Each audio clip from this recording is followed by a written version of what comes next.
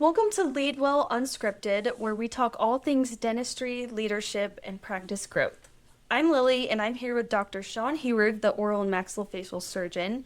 And today we're going to talk about maximizing financial and growth opportunities with specialty integration. Awesome. Let's jump into our topic. Why are specialties more than just clinical support? Explain to me why they are a financial growth engine for an office. Love that. So think about it like, say you're a general dentist and you have picked that field. You picked to not do a specialty, and that is really special. My brother did that. He's an incredible example for me from where I went through dental school. He tried to be the very best general dentist he could ever be, and really shined with that. And so I tried to do the same, and he was top of the class. He wanted to do actually oral and maxillofacial surgery, but in the end, he loved general dentistry so much that he didn't want to forfeit the ability to do different things. Where when I jumped into OMFS, oral and maxillofacial surgery, you might hear me calling that OMFS. That's Yes. just an acronym there.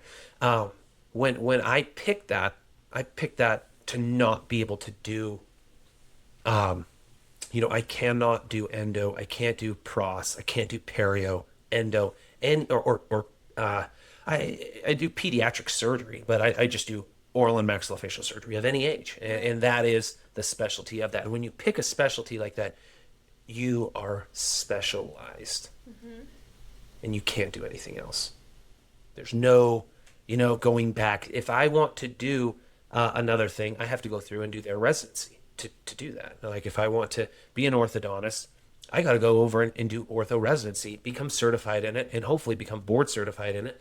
If I'm wanting to do all things, I have to forfeit my ability to advertise as an oral and maxillofacial surgeon and become a general dentist. Now I still can do that. I have a license in general dentistry and a degree I got from the University of Kentucky, but I can't do that anymore. My brother, in an example, he wanted to do general, and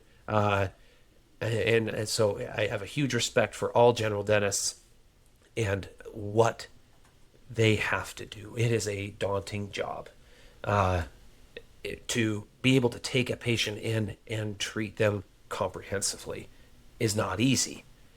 Is it straightforward when you break down the basics? Yes, but the way a patient will push you into wanting something, the way practice will want you to stay on time, and all of these factors start to throw off that ability to be comprehensive, the way we're all trained to treat a patient in all dental schools. They treat it to go that way, and it's that same mentality.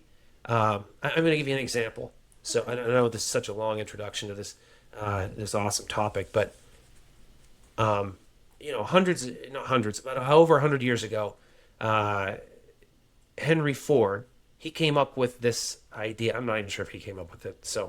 But he took the idea of the assembly line and ran with that in comparison to Oldsmobile, Buick, and these other companies that were making quite expensive vehicles, but really nice ones. But they kind of had everyone working on one vehicle, getting it done, putting a bow on it, sending it off to the dealer.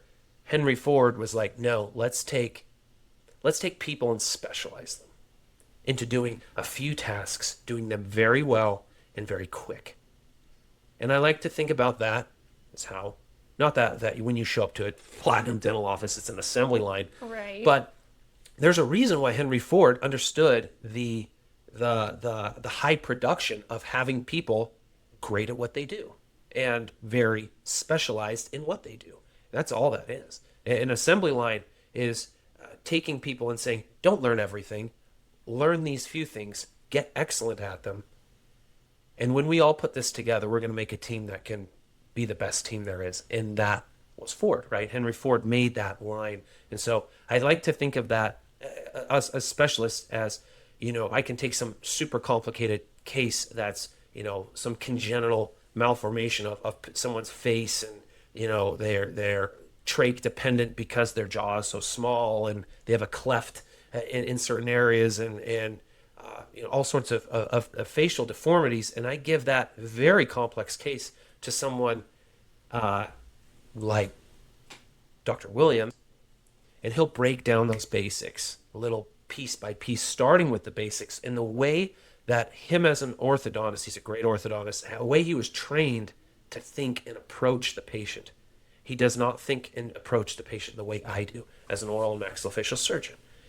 And that's because when you go down a specialty route, they will train you to think the way, at least for me, the way an oral and maxillofacial surgeon thinks. In the same way he goes through and is trained to think the way an orthodontist should think. Yeah. And when you do that, he approaches the patient in that way, makes things that are incredibly complex not, and can very quickly on his toes know exactly what the first step is, what we got to fix, and he'll break through and make sure everything is actually simple to treat.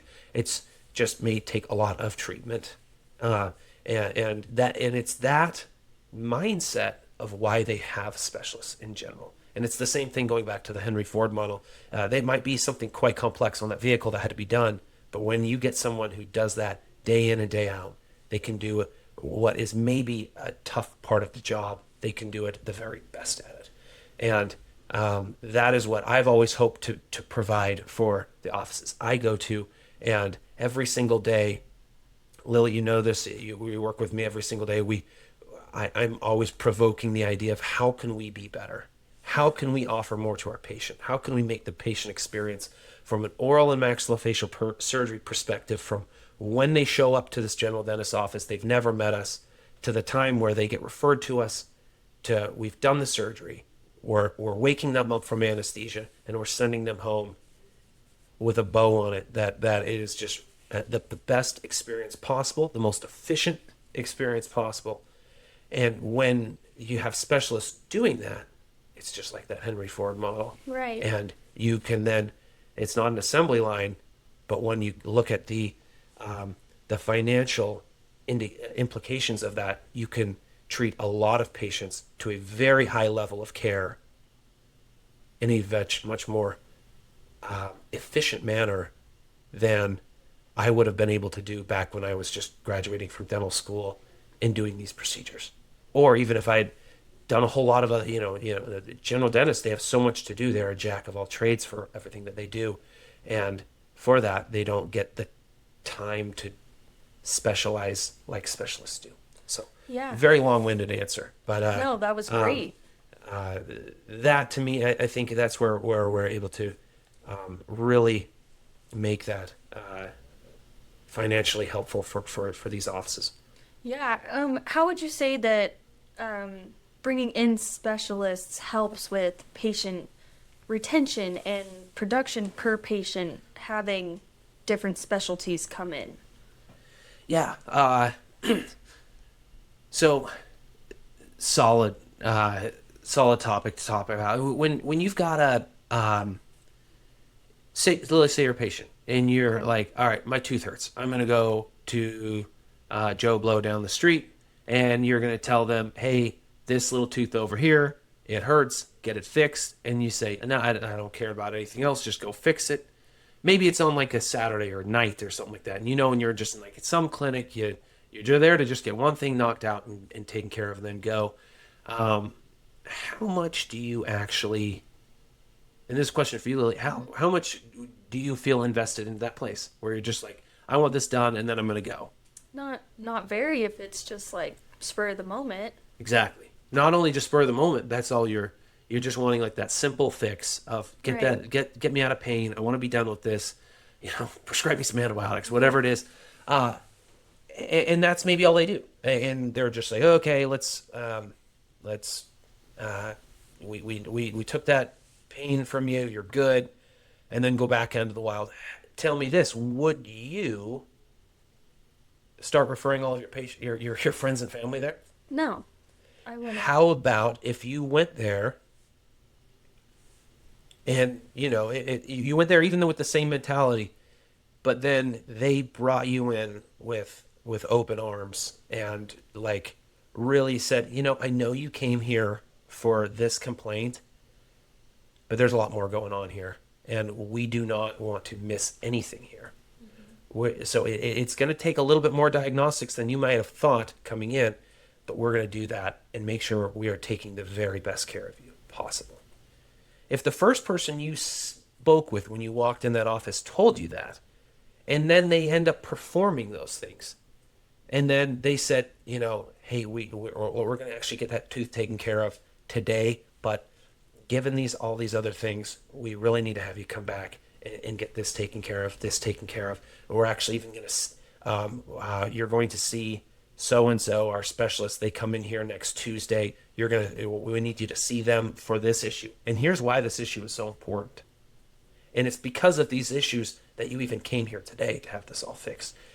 You are then going to then leave that place with, holy cow, they invested so much of their time to make sure that not only are they fixing the problem, but that I don't ever have to have that problem happen again. And I'm going to actually keep my teeth and be happy and healthy. Absolutely.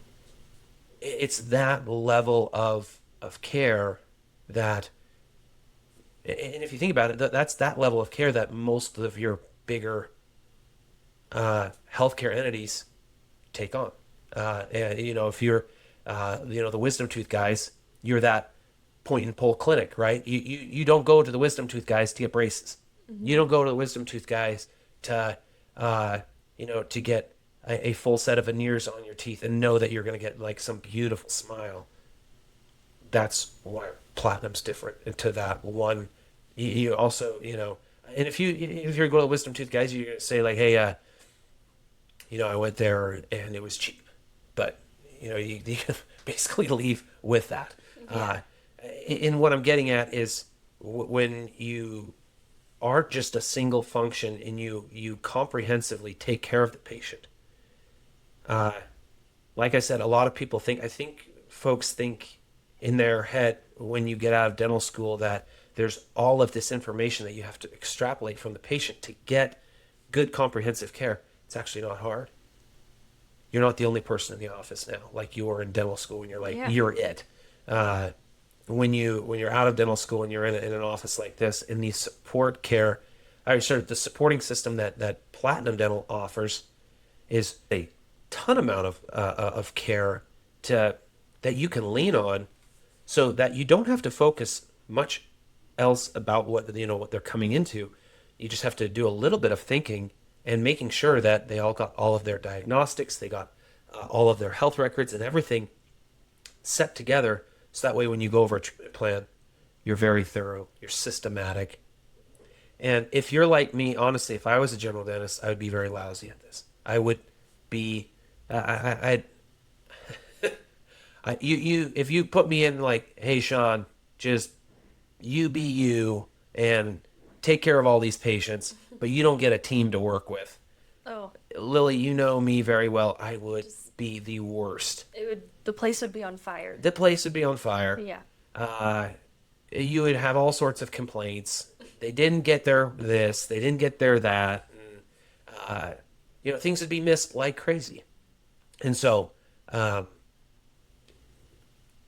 you know, I lean on all of my team to make sure that when patients refer to me, that we are extremely thorough in complex cases, extremely thorough. And that's, those are things that we have control of from a specialty side. But if I was a general dentist, I would do the exact same thing. I would be, leaning on my SSM, my office leader, my hygienists, my assistants to not do my job for me, but kind of, you know what I mean? Like I want them to say, hey, Sean, look at this. Yeah. You want to get this taken care of? You want this get taken care of?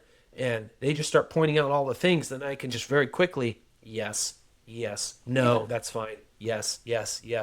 But okay, go write that up as a treatment plan. The and more then help, the better with that kind of stuff. 100%. Yeah. 100%. Think about this. These big healthcare, really great entities that we know of. Lily, give me an example. What's an example of a really nice healthcare system in the U.S. that you know of that everyone kind of knows about? Drawing a blank. Yeah. Have you heard of Mayo Clinic? Yeah, I've heard of that. Does it sound cheap? Sounds a little fancy. Sounds a little fancy. I love that. Well, and if you ever got like, you say you see some doctor here, your primary care doctor, and they're like, look, I don't even know anyone in Utah that managed this. I don't know what's going on. They're going to then send you to somewhere like that, John Hopkins. I've never even been to any of these clinics, but I've certainly heard about them. Right. And I know that when you go to a place like that, they have, I guarantee it's not just one doctor, right? It is a team around a doctor and teams around many doctors. And all the doctors get together to make teams. And because they think a lot, they have the reason why places like that are good. It's not because they got some elaborate, crazy training that no one else can. It's that they work as teams Yeah. and that they put their minds together to figure things out. And they're not lazy, and they know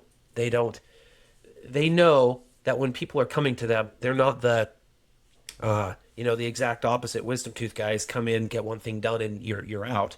No, you go there not with the expectation of some cheap fix of what they told you to get taken care of. You're getting there to get the best quality care that you know of that's offered in the world.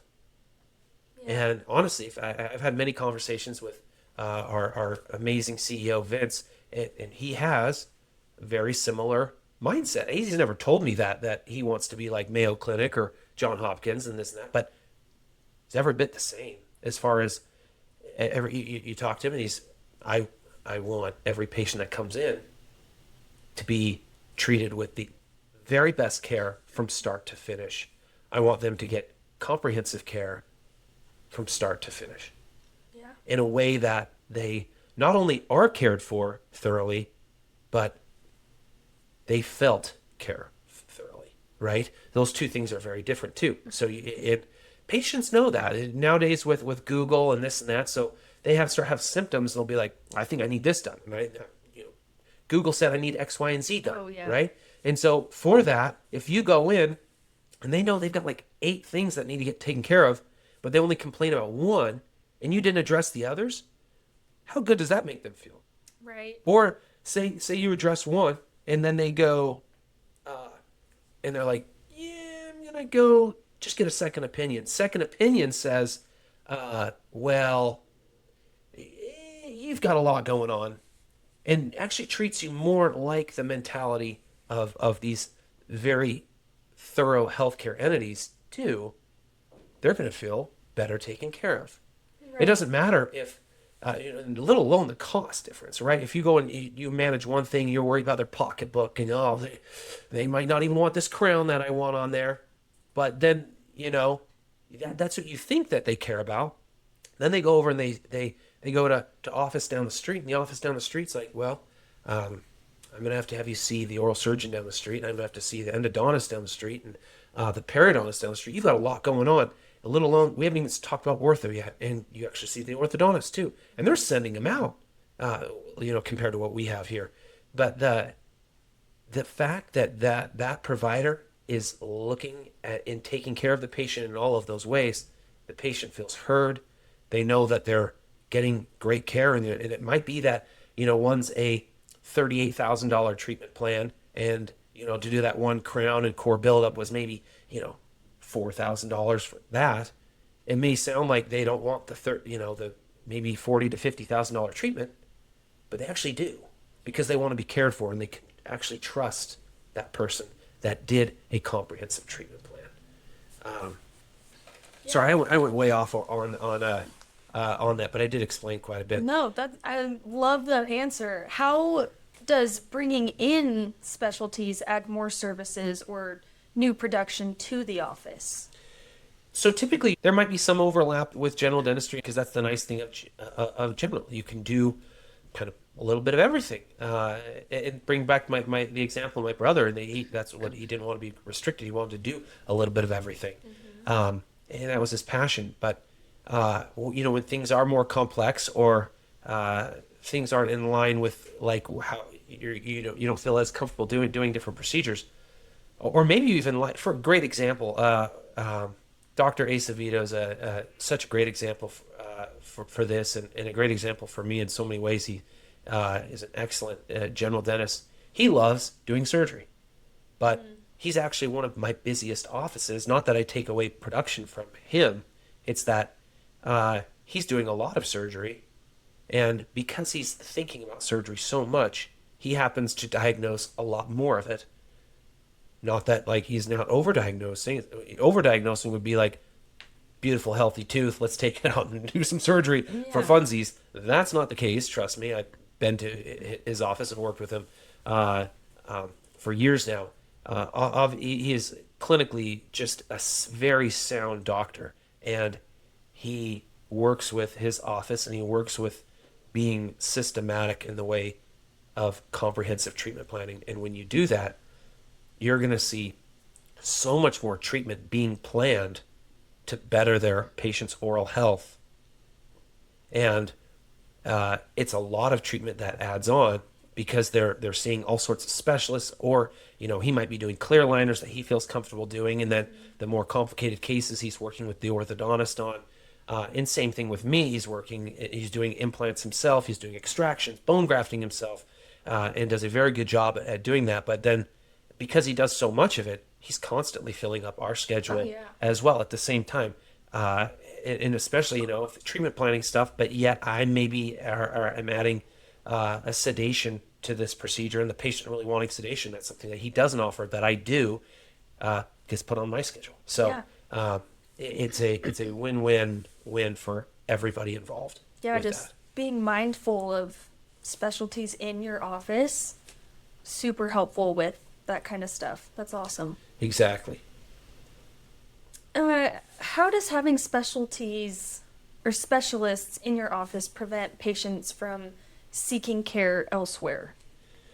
Great question. So, say you don't have specialty in your office. You're the general dentist, Lily, and you're like, well, I gotta send you over to this oral and maxillofacial surgeon down the street, and they'll do the sinus lift and implant for you.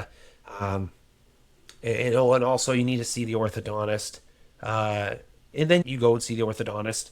And that orthodontist is like, have they talked about this there? Or have they taken care of this part here? Are they going to deal with this crown here? And maybe there's some discrepancy of plans. Or it just takes a little bit of discrepancy in a referral as you shoot someone to another outside specialist, that the patient might start to question if they even saw the right general dentist. Right. And then they're like, you're seeing what? They didn't talk to me about that. Yeah. Then they might ask the orthodontist, do you have a recommendation for a general dentist that I could go see? And then that's a very easy chance for them to then leave. Mm-hmm. Now let's say you're at Platinum and you send those to those cases, the implant and crown to me, the implant and sinus lift to me. He's seeing Dr. Williams or Haycock for an ortho consult, where us as specialists, if there's like discrepancy and we see something, I don't even have to ask the patient. I can just, say I'm up at Dr. Labrat's office, and I just go over to Dr. Labrat. Hey, did you know that this other tooth fell apart since we last saw him? Do you want me to, go ahead and take that tooth out at the same time that we do this implant and sinus lift, and we can bone graft that part? I can even build the sinus up in this area, so that way he's set up for success of doing implants in both sides. Oh my gosh, that happened while we, in the last, 5 weeks while last I saw him. Let me see him. He'll pop in, look at the patient. Yeah, let's get this all taken care of. You okay with that? SSM comes in, does the treatment plan. Now we've just changed and shifted gears, and that patient has so much trust in this system. Even though we just added on extraction, new implant, new bone grafting, another crown for Dr. Labrat.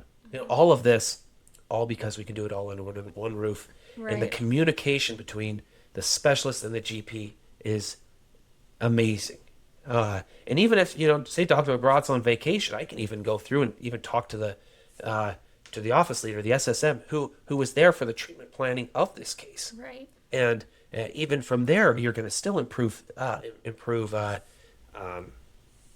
that communication because they were all in there in the same conversations. Yeah. And so I feel like all that's of that huge for. builds so much trust, and for that we keep patients. And not only with that elevated trust, not only you're going to keep patients, they're also going to then refer friends, family, and start building the practice simply because of that.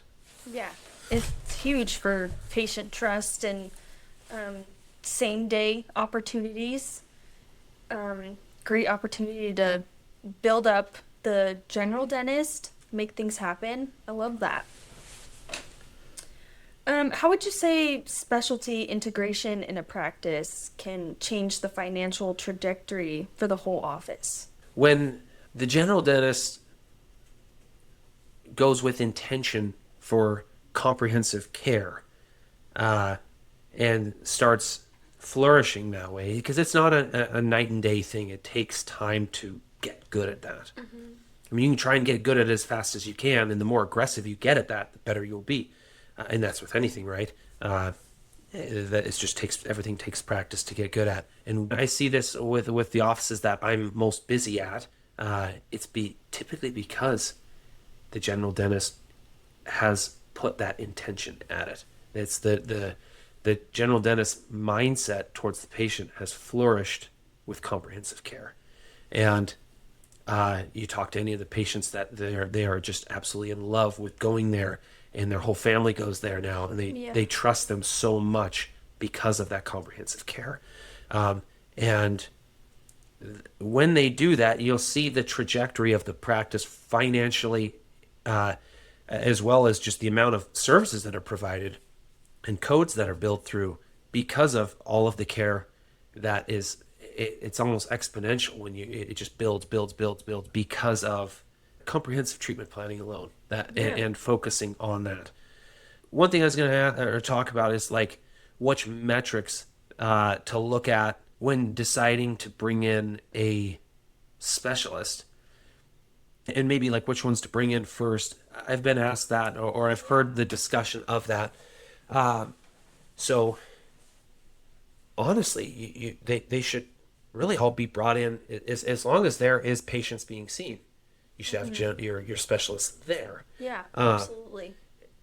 Unless there's no patients to be seen. So it's that simple. And I say that because OMFS is currently the highest demand for all specialty right now. Ortho, when you look at the all adults throughout North America, 2/3 of adults have a significant malocclusion requiring orthodontic care. 50% of adults have periodontal disease and should be treated as such. And endo is every bit, if not more,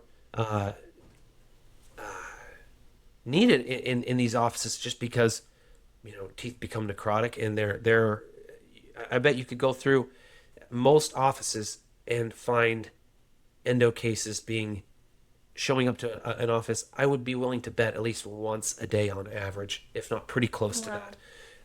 And therefore, having those high demands, it's crazy to think that you don't need those in your office. Another thing I was going to talk about is even just like thinking of number of patients a day. So, say your general dentist, through looking at their column and the hygiene cases that they see in a day,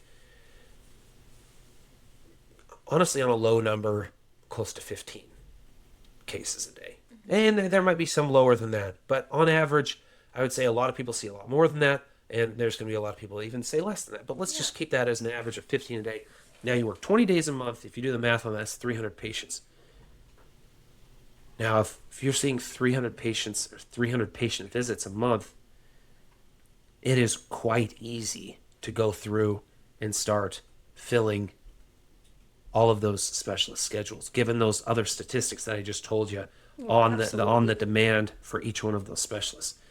I mean, even for OMFS, if you found just 20 cases out of 300 that require oral surgery, that's I've audited plenty of schedules, and that is a piece of cake to find. When you do that, your specialist, it's quite easy to fill those schedules. Yeah. And so if you're wondering, or not you didn't ask this question, but if the thought of that oftentimes comes up, when do you start bringing in a specialist? No brainer. You start going on it right away. Yeah. Doesn't mean that you're going to be Absolutely. good at treatment planning right away, but with Platinum, we already have everything lined up with our SSMs knowing how to find cases, and help bring them up at morning huddle. Your hygienist knowing what to look out for, and if you're a general dentist, if I was a general dentist, you have to take ownership of that office. You are it. You are it. So as far as if things aren't going the way it should, like if specialty is not getting full, that's kind of on the general dentist to actually like look, okay, am I actually being comprehensive? And not saying that you have to be better, but you might start to then, and if your SSMs aren't bringing cases to you, or your office leader or your hygienist, if they're not being thorough, that's a good indication of take the time, coach up those around you so that everyone is doing a better job being thorough. Yeah. Absolutely. Change the system. You don't have to necessarily change yourself, but it does take effort from yourself to change. It is on you. It is the ownership of each doctor, whether you're an associate or an owner doctor. It is what Vince always says. If you're the general dentist, you're the CEO of that office to make sure that patients are getting the elevated comprehensive care that you should expect as a patient showing up at a Platinum Dental office. Yeah. With being thorough with that and putting in the effort to get the specialty schedules full, what's the return on investment from bringing in specialty for your office? So there's always like some initial upfront costs. I mean, you're looking at like, Lilly, we think of like the stuff that we use and that the offices provide. We got supplies. Yeah. There's always staffing wages. But typically, if you look at like the goals of production for specialists, they're not really small numbers. They're numbers that will far outweigh the cost of any of these things. Mm-hmm. And so if you invest in, I know some of our endodontists require some like expensive scopes. Well, it's not expensive if you have full schedules. It's not. It's quite profitable, Yeah. right? It is not an expense. It is a enormous amount of profit you bring financially to that office. Mm-hmm. It's very expensive if you have these teams come in and you have them twiddle their thumbs for a few hours. Then it gets costly. Yeah. Because non-doctor labor is definitely the biggest expense that all these offices have. And I know our team, we have a full team to bring in, and it's very profitable when we have full schedules. It's very expensive if you have nothing on the schedule. Yeah. So and that's just the financial part, and that's kind of the question: what's the return on investment of this? It's an enormous return on investment, enormous. Mm-hmm. It's expensive if you don't care for comprehensive care, and also if you don't care for comprehensive care, Platinum might not be the place for you. Yeah, totally. As a general dentist, honestly, if I think of going back to if what you want to do is just be the wisdom tooth guy, you can be the wisdom tooth guy. That's what they do. They're not comprehensive care. If you want to be more like an outstanding healthcare entity like Mayo and Johns Hopkins, mm-hmm. Come to Platinum. Heck and yeah. You're going to get comprehensive care. But that is the mindset and honestly, think about yourself. So Lily, put yourself here. Say you're a primary care doctor and you work at Johns Hopkins. Someone comes to you and you're like, just kind of do everything myself, and I don't use any of my cardiologists and don't this need and that. any help. I know everything here. Mm-hmm. It ends here. You know everything from surgery. everything from dermatology, rheumatology, oncology. You know everything, right? I'm the main guy. You are the main guy. Yeah. And so, from that, how do you think the folks that have developed the mission statement for Johns Hopkins and what they want to provide to the patients that walk in their door, what do they think of you and that mindset? Just, I mean, head's a little bigger than it should be for my shoulders. They're going to be thinking of a replacement. Like, we need someone who actually cares about the patients in the mission that we have to care and deliver the very best care that humans can for patients. And that it is that what that platinum holds that standard to, and it does take the time to be that comprehensive. And when you do that, I've heard oftentimes people will say, "Sean, how do we fill up an oral surgery schedule?" The goal shouldn't be to fill up an oral surgery schedule. The goal should be start with the basics. When that patient comes in, treat them with care, listen to them, listen to everything that they have to say. Then just be a doctor. That's their chief complaint. What's the next thing the doctors do? They get a health history. What's the thing that they do after that? They start getting their physical exam. They do their physical exam, and based on the physical exam, they start getting their tests and their studies. What is that in a general dentist situation? Panoramic x-ray, full mouth series of x-rays, intraoral scans, intraoral photos, facial focus, all of these things. Then, I missed a very important one. Part of the physical exam is probing, in depths of probing and doing a full perio chart. Yeah. And then you extrapolate all that information, you make an assessment plan, and then even that, you go through, what doctors will oftentimes do, a review of systems. I like to think of dentists doing a review of systems through the specialists. And so if you can't remember to do a review of systems, you darn well better have a list to do it. Because other than that, because I approach our cases, and Lilly, that chart, we do a review of systems on every person that comes through. We make sure we look at their heart, their lungs, liver, kidneys, cancer, OB-GYN, or OB problems, psych issues, drugs, Diabetes. medications, exactly, hormone issues. And so we do that to be systematic. I'm not doing that to waste time. I'm doing that so I don't miss anything. We do that, I should say, because I have you guys do that as well. Yeah. And that is being thorough. And it's the same, all general dentists can do that too, but from an anesthesia standpoint and surgery standpoint, that is super important to me, to make sure that we do a review of systems for every patient. From a general dentist perspective, that review of systems should very certainly be that you go through your specialists and think, okay, from an orthodontic perspective, do they need to see ortho? Mm-hmm. They have overbite. Do they have they have excessive overbite? Do they have excessive overjet? Cross bites, malaligned teeth, all of these things. To then, they do. Let's set up this referral and send them over. Now you've taken care of all of that, and making a list to go through. It doesn't take long. Just like you do a review of their whole body systems. Right. How long does it take you? Not even 5 minutes, probably. Probably closer to 2, right? Yeah.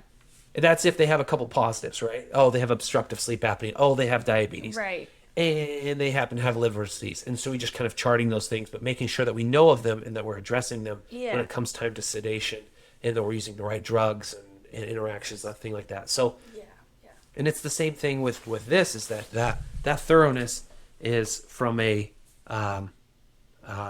checklist standpoint. And some people can remember a checklist. I can't. So if I was a general dentist, I would absolutely have to have not only me go over that checklist, but I would have my team around me doing those same checklists. Yeah. And patients will see that when they come in and they see the hygienist in sync with the dentist, in sync with the assistant, and in sync with the front desk. And to take that further, and they go over and they see the specialist of whatever they've been referred to, and they're all in line, and they're all speaking the exact same verbiage, and they're all on the same tune of why we do what we're doing. The trust just starts to, Yeah. you blow the lid off that of building their trust. And you hear it from the patients also saying like, "Oh my gosh, you guys are just so great. You guys just really have everything together." And you're like, "Oh, It's so true. just another day." Yep, exactly. And when you do it, and that's what I'm saying. It's not hard. It's just focusing on those basics that really help Absolutely. things along. When doctors are focusing on the basics and they start bringing in specialty, what would the timeline kind of look like for breaking even or becoming profitable for an office? Well, I think of, and this is going to be different from specialist to specialist. Yeah. Some specialists may have require a bit more expense. I know and it depends on like contracts too, right? So that we're all independent contractors working with Platinum Dental, and for that, Sure. the contracts are going to be written up a little different. It's really common even in the ortho world for independent contractors that even have like a daily salary or things like that. And so those things, it's smart to think about that. It's smartest to think about that if you're, if you're not driven to be a comprehensive provider. If you're not a comprehensive provider, if you are a comprehensive provider, you don't have to think about that too much, because you will take in again each patient, and when you treat them comprehensively, the specialty schedules will fill themselves. Oh, And totally. when they're bursting at the seams, and they're of each of these specialist schedules, the cost of them to come in, or the upfront cost to start them, are negligible. Let's move on to practice growth opportunities beyond the financial success of bringing in specialty. We know that specialists help provide comprehensive care under one roof, but how does that build patient trust? And then I might have chatted a little bit about this earlier, but when you uh, when you when you go in and have something done, and I keep referring to like different medical places, and oral and maxillofacial surgery is largely medical. A lot of Yeah. my training was that, right? I mean, most of everything out of my 6 years of training, 3 months were in the dental school. The other part was at a hospital, and so it's largely a medical field, but it is a specialty of dentistry.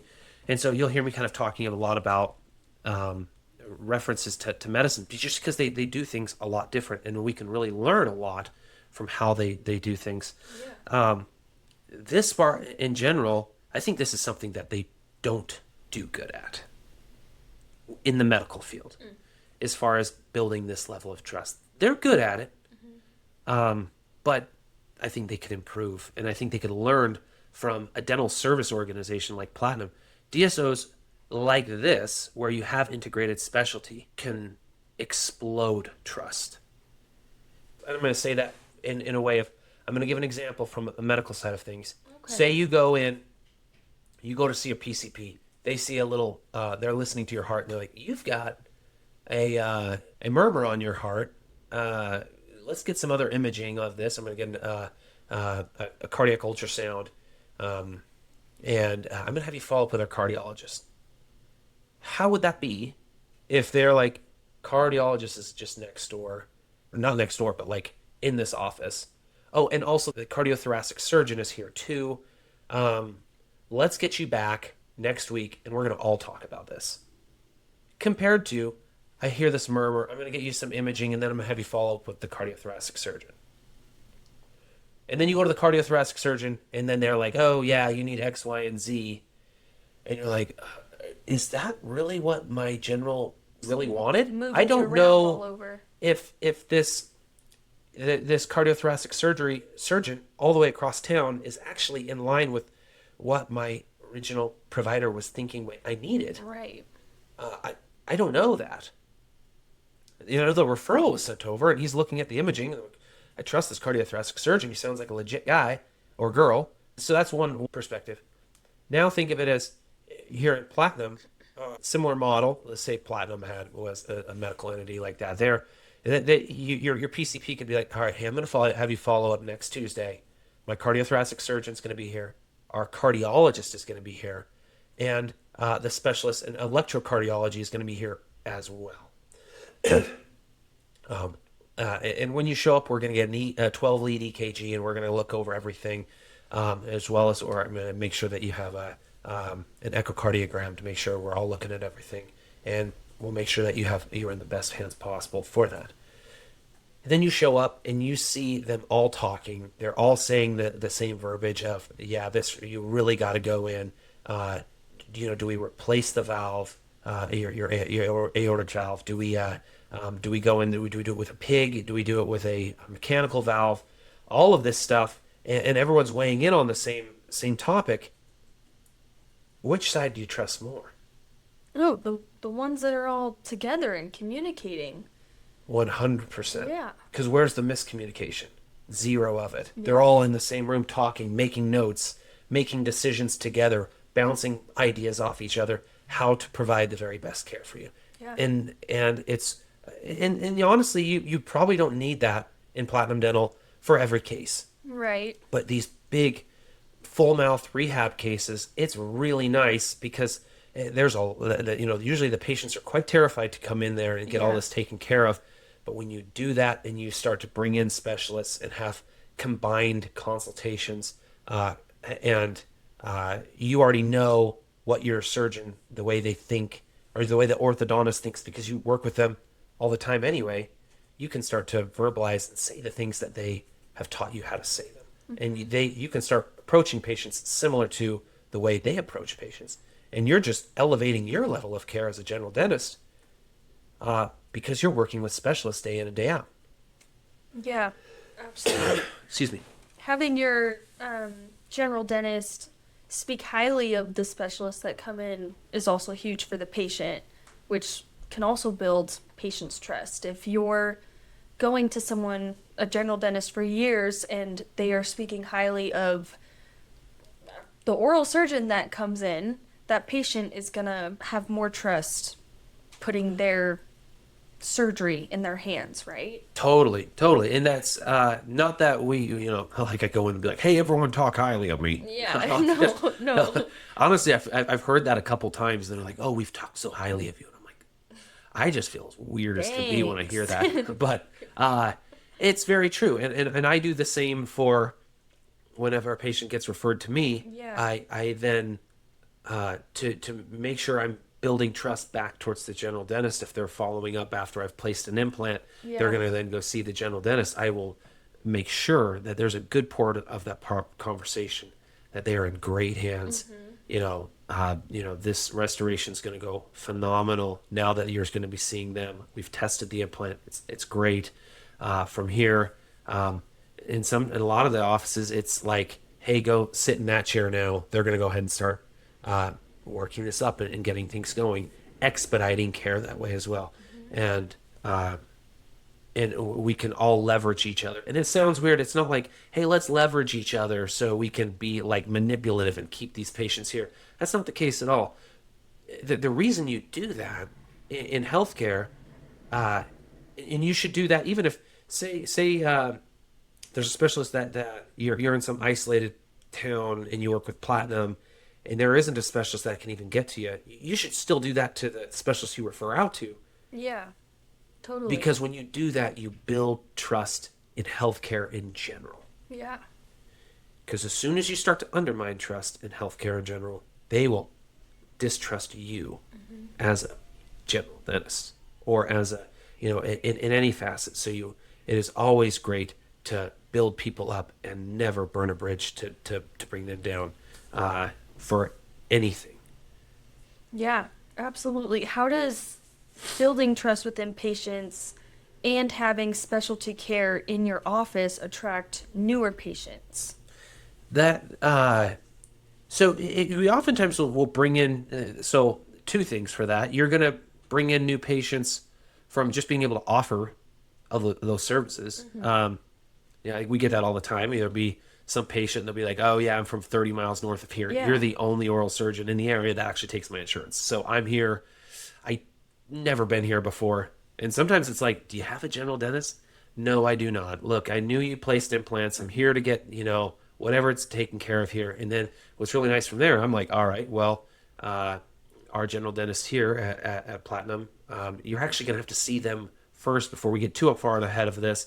But here, let's start the oral surgery conversation on how we're going to manage these things.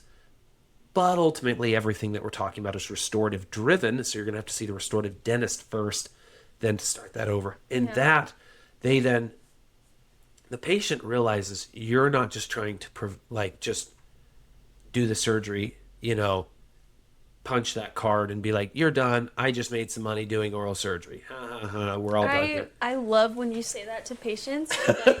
You're like, don't get me wrong, I love doing surgery, but we're not going to do surgery if we don't need to. And the patient's just like, oh my gosh, that's great. Well, yeah, it's very simple. You care for the patient. And when you care for it, it's quite genuine. And they love someone that genuinely cares about them. And so, but doing that, you just build more trust. You actually provide more care. And from a financial side of things, turns out when you do good comprehensive care, it is a lot more expensive. Not saying that I want expensive care for our patients, but from a financial perspective of, paying the bills to each office, covering the costs of wages and this and that, providing jobs for everyone in this office, you have to be profitable. You have to be. Without that, everyone loses their job. And so it's not public health dentistry. It's excellent dentistry. Johns Hopkins and Mayo are not public health clinics. They are great medical clinics. Yeah.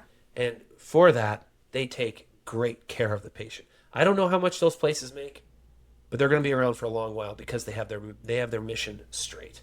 And they provide good care. And Platinum has the exact same mission to take great care of patients and do comprehensive care.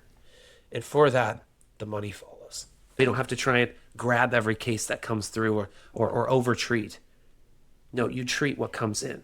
As long as you're thorough and you take good care of your cases, the patients that come through, the money follows. It's just that simple. How often are you providing learning opportunities for doctors and staff to learn about these outside referrals or what to refer to us? Yeah, I'd say the biggest learning opportunities that we see is honestly when doctors want to learn. I can't make same thing like you go to ask second grade teacher and you're like, hey, which of your kids learn the best? I think all of them would say the few kids that want to learn.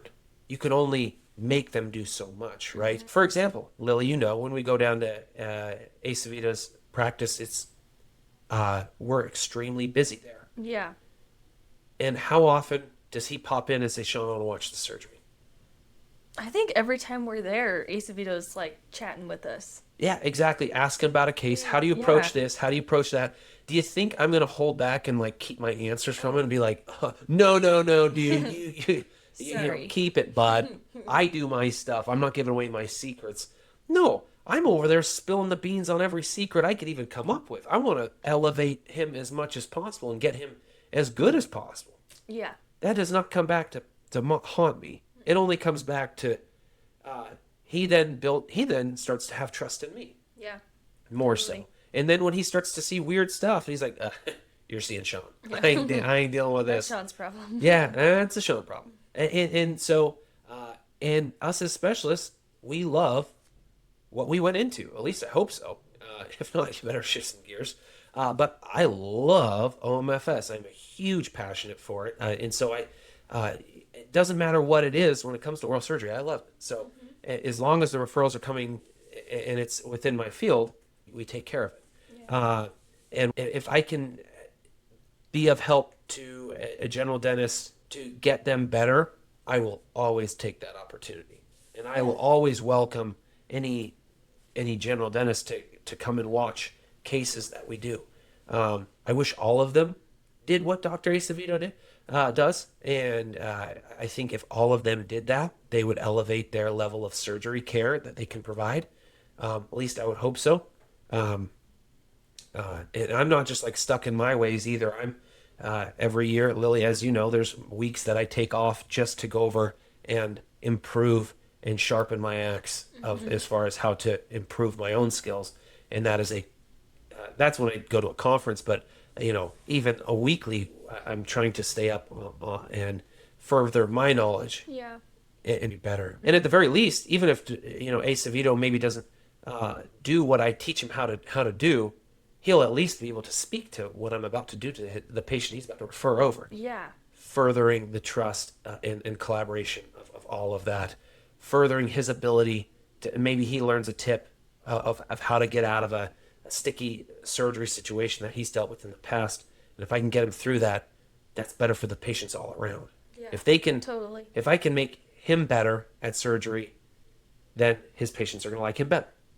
If his patients like him better, then more patients are going to come to that office. More patients come to that office, we're busier. Yeah. We're treating more patients. It's a win-win all around. You can't put a bad thing on it unless you're extremely weird and selfish and you just don't understand an actual model of how people are better.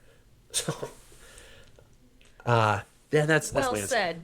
That kind of went into my next question. How does integrated specialty help dentists learn and grow their practice faster? But I think dentists watching our surgeries and asking questions and seeing how we do things, I feel like that's huge for them when they're referring patients to us to I love that. help the patient and make the patient feel comfortable with us. Mm-hmm. But not just us as oral surgery, but like any specialty that comes in. Totally. If I was a general dentist, I would spend so much time, especially with my orthodontist. I remember I wanted to do ortho actually as like an elementary school kid, and in middle school I wanted to be an orthodontist, and then my mind kind of shifted towards oral surgery later on and more towards high school. But even when I was in dental school, it was hard for me to grasp how they do all of what they do and do it well. And it seemed daunting to me. So if I was a general dentist, I would, instead of getting fear of that, I would be watching of someone like Dr. Williams. How are you doing what you are doing? And how can I let if I can get like some easy soft toss cases and start doing them, then work with him to have him mentor me on that. Surgery's a little different. I have a different route. I was so focused on surgery from the get-go, even well before dental school. That's just been my passion. But if I was a GP, I truly would want to learn all I can. Yeah. And there's not a lot of places where you can go through and have that type of mentorship from multiple specialists. And, Lily, what's something that you're passionate about in your life? Anything? Oral surgery. Yeah, oral surgery. Oh, I love it so much. Do you really? I really do. I mean, Okay. I will not be a surgeon, but I So love it. As it is. So I'm not sure if you guys know this. Lily's a twin. What about when your twin Mary comes over and asks you about oral surgery? Do you get excited, or are you Oh like, my gosh. oh my I get gosh. so excited to talk about it and show her gross pictures. Exactly. Just Exactly. what we do. Yeah, and so that when you're passionate about something like you are, you get excited to show others. Yeah.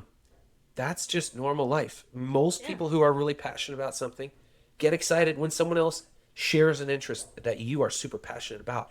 And so it's the same thing with a general dentist. If they come over and just like Acevedo and he's like, hey, Sean, can I watch you do this? Yeah. I'm like, guys, Acevedo's going to be here. Let's, okay, all right, pause for a sec. This is how I do this. And I get all giddy and excited. He literally jumps up and down, clapping his hands.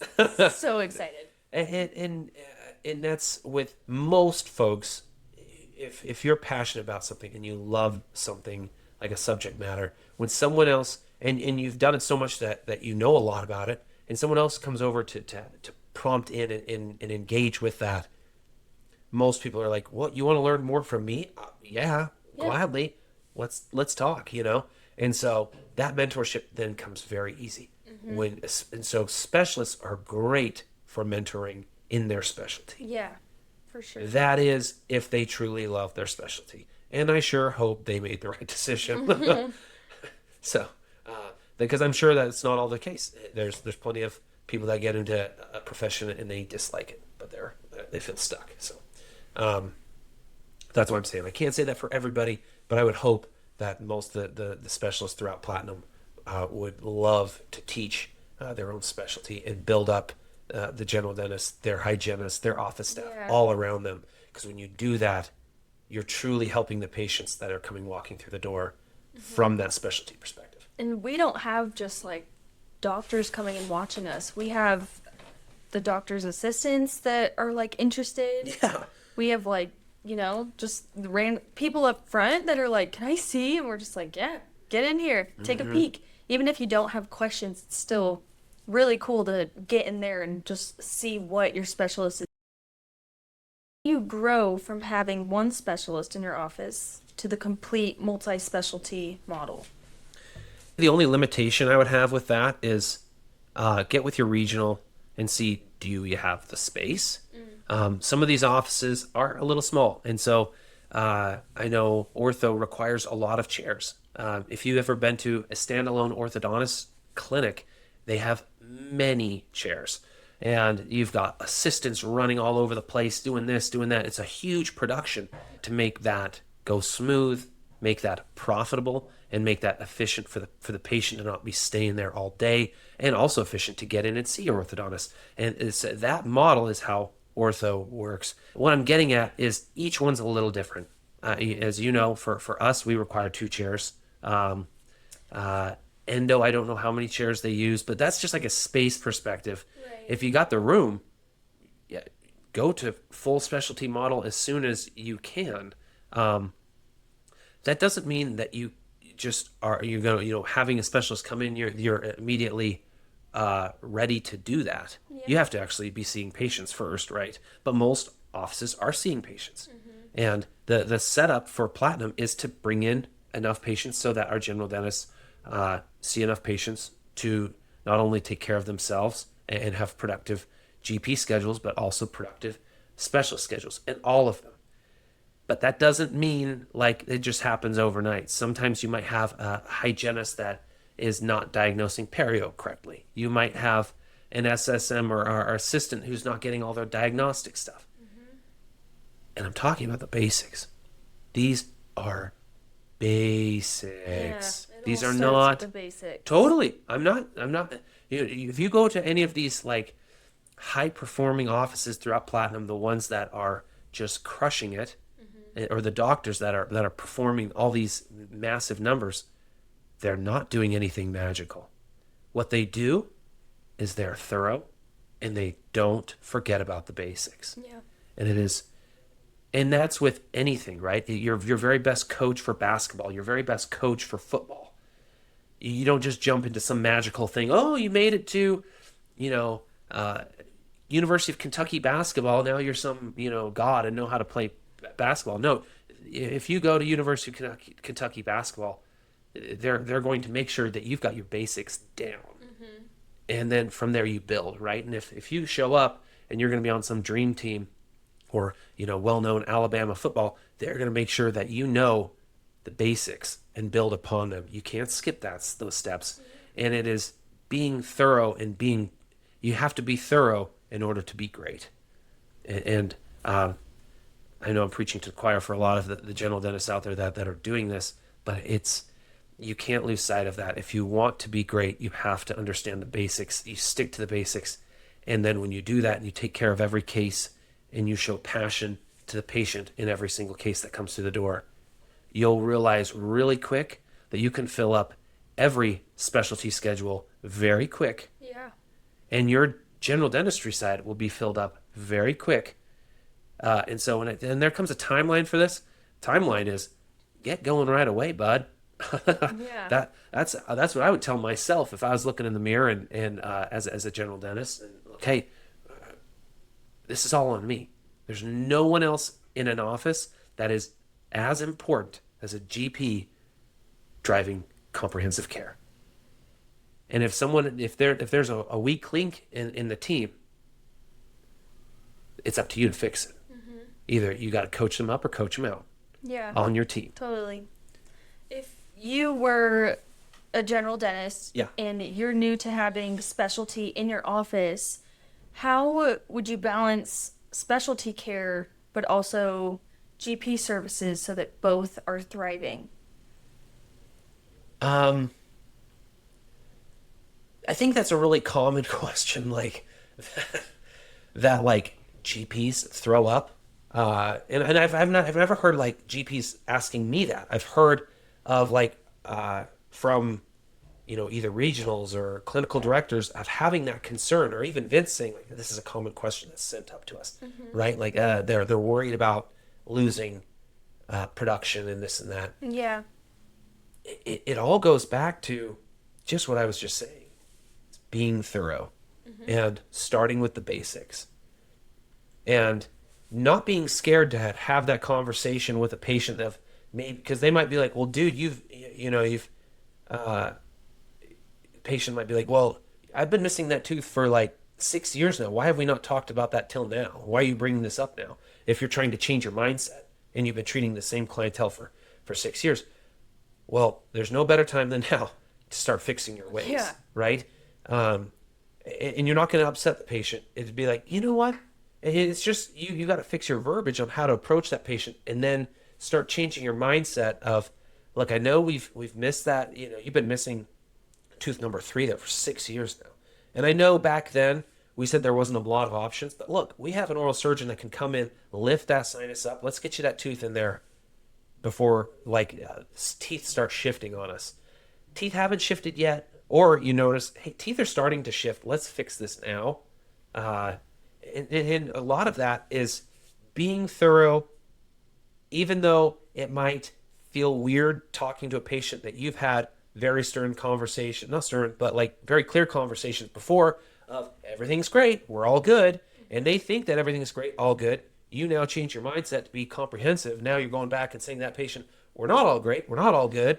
We got a lot of stuff, we got a lot of work to do. And the patient, you're worried about having that conversation with the patient and really upsetting them, right? But it's not upsetting. You just say, you know what? Be honest with them. Yeah. I have shifted the way I think. I have realized that I can be doing you better. I know, look, there's not a lot going on with this missing tooth number 3 right here, but there could be more worse things that can still happen. And also, we haven't talked a whole lot about the replacement of it. Yeah. And that's better care for you. And I apologize that I haven't addressed this sooner, because it really hasn't been causing you any problems, right? No, it hasn't caused me any problems at all, sir. And so then you're like, okay, well, let's talk about what that looks like. And at least offer that to them. Let them shut you down after you've taught them the better outcome, right? Mm-hmm. You don't have, even if you weren't operating like Mayo Clinic, well, you still can, bud. You can. Yeah. And it just takes being honest, being vulnerable to yourself, and, having that, is vulnerable the right word? Kind of humility. Tough conversation sometimes. Yeah, that humility of yourself to say, look, I think we could be doing you better than last. I know we were in a good spot last time, but let's talk about this other stuff that we've really kind of benched for a long time. Let's talk about it. Yeah. And I think that is something that, especially a lot of our older doctors, I know for myself, I'd have a hard time with that, because you develop friendship with these patients, right. And you don't want to burn that bridge, but if you really want to be a better comprehensive care provider, you have to make that shift. Mm-hmm. Without it, you are setting yourself up for failure when that patient goes and checks out somewhere else, or they start Googling on Google and seeing the options that you have left them out on. Yeah. As soon as you make that mind shift change and you start being more honest with the patient of the things that we could have addressed sooner, you just be honest with them. And when you are that genuine, patients can read genuineness very easy. Yeah. And they'll start to love you even more. And they'll be like, holy cow, this guy's like went from a great dentist to an amazing dentist. Even then in your mind, you're thinking, sure hope they don't run out of here scared, because I'm about to throw on them a treatment plan they've never seen before. Yeah. And it's going to take in a lot of care. And so You would think that that's going to scare them away. Most of the time, it doesn't. And honestly, if they do get scared away, you at least they can leave you there, go see somewhere else, get a second opinion, and come back very happily and be like, Dr. So-and-so, thank you so much for being comprehensive with me. I went somewhere else. They didn't care about me. They just wanted to do this and that. And you actually looked into everything that matters in my mouth. And so thank you. I'm back. I want to do that, $68,000 treatment plan that you mentioned. Let's get going. What options do I got? Yeah. So Totally. I love that. I think it's quite obvious that specialty adds loads to an office, in particular production growth, retention of patients, and overall practice value, including the elevation of general dentist capabilities within their own practice. In closing, how does patient demand drive specialty? It goes back to because you hear patient demand driving specialty. It's being comprehensive. In closing, you've got to really be comprehensive with every patient. If someone comes to you saying, "Hey, here's my problem, fix it," it's very easy, at least for my mind, to be like, "Oh, let's just take care of that. Let's be done here. Yeah. Let's get them out." They told me they've got an appointment shortly after this. We can't spend more time doing this. They're in a hurry. And it's those factors that really mess things up for you, for the patient, for the office, but primarily for the patient. Mm-hmm. And so it just goes back to the basics of, and if they are in a crunch, make sure that they are scheduled to come back for that thorough workup. Yeah. You got them out of pain. You did a little pulpotomy. Hey, all right, we took care of you, but do not let them leave without making sure that they are rescheduled to see you again for that comprehensive treatment plan and comprehensive workup. Then you can break wait time and really go through. And it might be one of those cases where like, holy cow, there was a lot going on there. Give me an hour with that patient. They're going to need it. Because not everyone is that way. And some people, they come in, shiny, beautiful teeth, not a thing going on. You look at the panel and you're like, oh, nothing to do here. Let's get them there, the normal, make sure that they're, coming in with their regular cleanings, but there's not a lot going on. You don't need to break away that extra time. But it is so important to value the basics and the structure that you put in place to make sure that every patient does get that treatment plan. Even if they're in a pinch and they've got to leave, that's fine. Honor what they need to go and take care of in their life. Do that because they're going to respect you for that. But they'll also respect that you're going to not let them come back or not let them go too far along without getting good care. Yeah, totally. So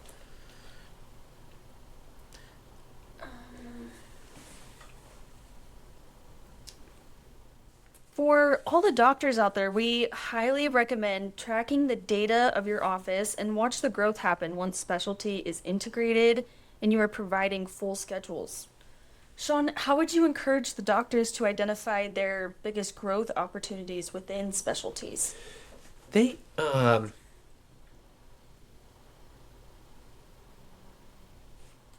so how I would suggest this is we already have like a specialty referral form. Yeah. I would suggest every single patient that comes through, especially new patients and patients that are already there, like even for, you go and be like, you come in for a hygiene check. All right. I'd be like, all right, hygienist, where's my specialty referral form? Let's go in. You do all of your regular exam, you follow up, and then, all right, let's walk through line by line. Boom, boom, boom. Just like the review of systems that we talked about earlier. And that's just a nice little checklist to get you through that. And once you go through it, okay. Well, looks like you just have some deep perio pockets. Everything else looking good. And then based off of that diagnosis, you're going to come up with who you need to see, whether it's just the hygienist or if it's the hygienist and your periodontist. But being structured that way, and if that list is in your hand, Lily, you know me, I would make sure that you don't let me leave the room until that list is complete. Oh, yeah. Totally. And again, obviously I'm not a general dentist, but if I practiced that way, I would have to be systematic that way. So I could always make sure that I'm being comprehensive for every patient. So Yeah, that's That's super it. helpful. Awesome. Well, thanks so much for having this conversation with me, Sean. Make sure you tune in for the next episode of Lead Well Unscripted. Thanks, guys. Bye.